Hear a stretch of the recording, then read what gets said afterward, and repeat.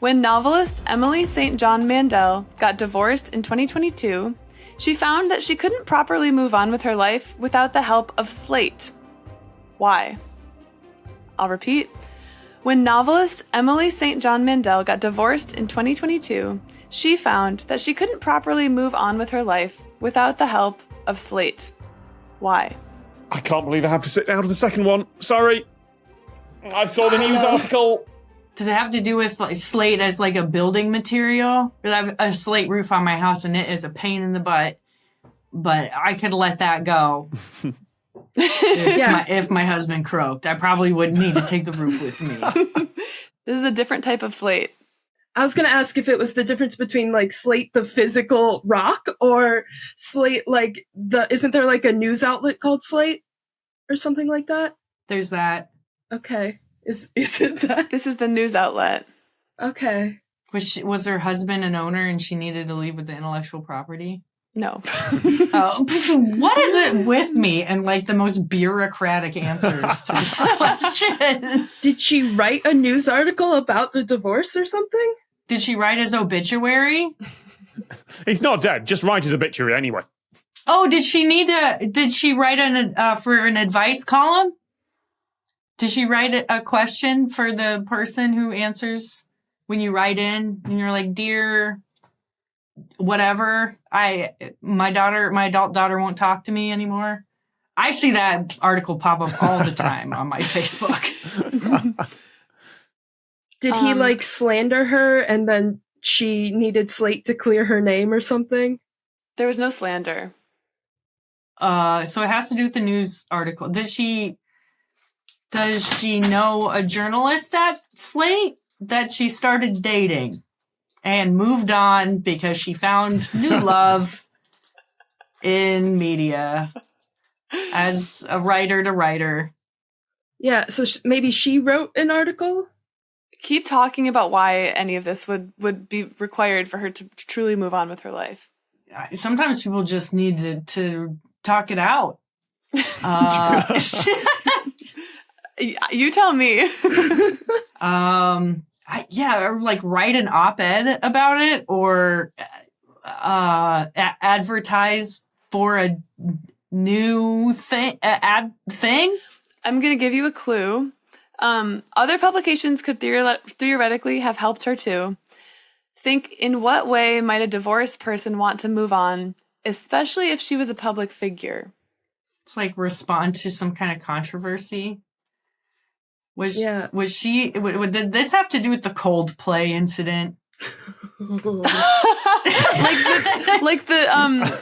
the people that were cheating on their spouses? Yeah. And she's telling her side of the story or something like that. Yeah.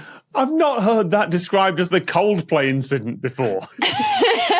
Like, there needs to be a list of, like, bands with incidents named after them. Like, there's the Coldplay one, it's a Dave Matthews Band tour bus. I'm sure there's others. Mm-hmm. I'm sure there's a Wikipedia article about it. Mm-hmm. Bands that are the namesakes of incidents that don't really have that much to do with them. Mm-hmm.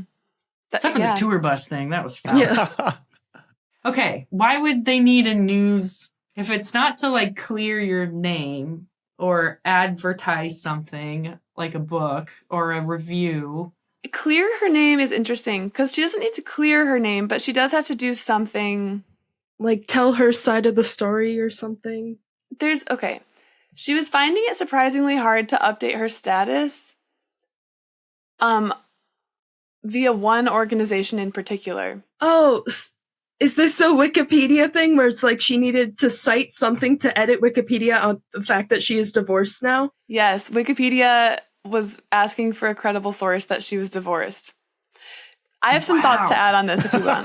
Would you like? Yes, please. Okay. So when this happened, it was this was 2022. So I've been involved in Wikipedia for, I don't know, maybe 6 or 7 years. So I was very much like watching all this happen. And I think if she had said, "Hey, I'm Emily St. John Mandel," there's an email that you can email if you want. You can also go on the talk page. And if you say, "This is a personal detail that isn't really a controversial thing, I can provide evidence," you don't always have to go to Slate. You should be able to say the situation and they'll trust you. But I think she was being anonymous, as many Wikipedia editors are. And so they were like, well, how do we know you're being legit? you need to have a source. Yeah. But if you are listening to this and you like, I don't know, if the name of one of your kids is wrong or some other like central personal detail that you want removed or changed, you can email Wikipedia editors or put something on the talk page, and you don't have to go to Slate, but you can. That's another way to do it. Wow. And maybe this explanation isn't helpful, or maybe it is. I don't know. No, I mean, I had no idea, because people ask me all the time. They're like, who edits your Wikipedia page? Do you? And I'm like, one, that's weird. And two, I don't know. I don't know. I can check and I'll tell you if they're my friends. Emily St. John Mandel, the author of novels such as Station 11, that's a really good one, was previously married to writer Kevin Mandel. When they divorced in 2022, Mandel found she couldn't simply edit her own Wikipedia page. Wikipedia's rules require that personal information about living people be supported by reliable, published secondary sources. And as I said, there is a tiny caveat, which is like, if you're like, this is a big deal for my life, I need to move, then sometimes people will listen to you. And self-edits are discouraged, especially from the subject. That's true. To solve the problem, she gave an interview to Slate.com entitled, it's a very funny interview, A Totally Normal Interview with author Emily St. John Mandel, which spelled out her divorce and new relationship in blunt language. Emily married Laura Barasanzi in 2025. The Lateral Producers Club is at lateralcast.com if you would like more Lateral, fewer adverts, and to support the show.